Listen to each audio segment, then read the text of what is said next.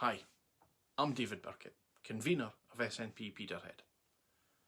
Now, I'm sure we all saw the news that Douglas Ross MP MSP has got himself in a wee bit of bother over the weekend over some undeclared earnings.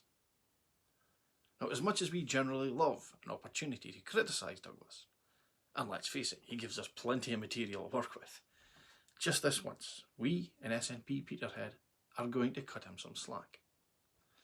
Firstly, and in a most un-Tory fashion, Douglas actually gives away his MSP salary. Yes, you did hear that right. A Tory is voluntarily giving away money.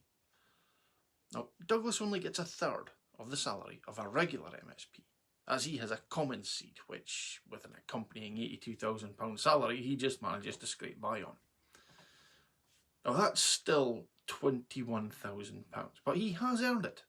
So he could, quite rightly, spend it all on, well, Union Jack thongs, if he wanted to. But he actually does give it away to charities. So fair play to him. He deserves massive credit for that. Also, as he's given it away, he could also be forgiven for not seeing it as income. This leaves about £7,000 for refereeing jobs that was undeclared.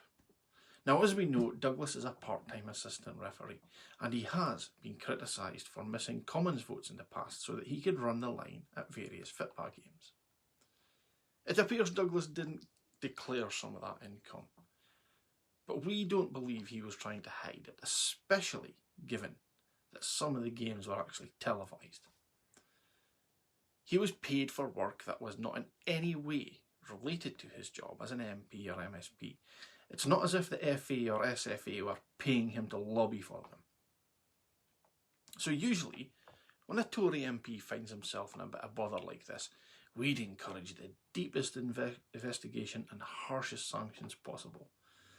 But in this case, and given that Douglas appears to be the only Tory MP who really understands the concept and actually practices philanthropy, we are prepared to cut him some slack.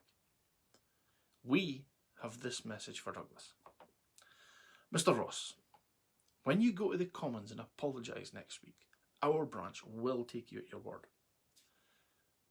But while you've learned the momentary humility to apologise, perhaps you could slip in an apology for a few more things. You could start by apologising to all of us for lowering the tone of the debate at Holyrood. Baroness Davidson at least offered constructive opposition and alternative ideas, where all you can do is criticise, point score, while your pet gorilla heckles.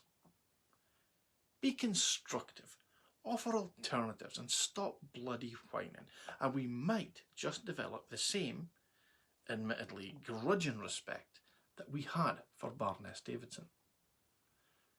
You could also apologise for leaving the whole nation hanging with your answer to Colin Mackay during the TV debates.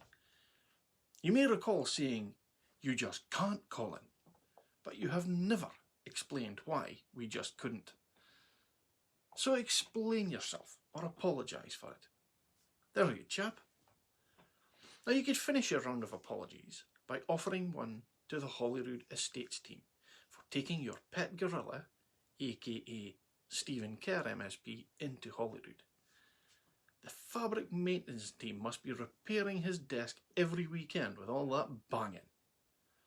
This is politics, it's not a game of Donkey Kong. Now, we understand that you've got a lot on your plate. So once you've sorted out this week or fuffle, it may also be a good time for you to take stock. If you were to focus your efforts on leading the Scots Tory branch office, representing your electoral region and being an effective and constructive opposition leader, then believe it or not, we'd actually welcome that. At the moment, you do have a lot of plates to keep spinning at once. MP, MSP, assistant referee, branch office supervisor. When you just had one seat to park your butt on, you seem to manage this quite well, so we'd suggest that you bin off one of those seats. What's it to be, Douglas? MP, MSP, MP, MSP? I'd suggest you make a decision quickly before Baroness Davidson gets a taxi to Offord and this decision is taken out of your hands and you get carlawed. Thanks for watching, folks. Likes are good, shares are better, especially if anyone can share it with Douglas Ross. Cheers.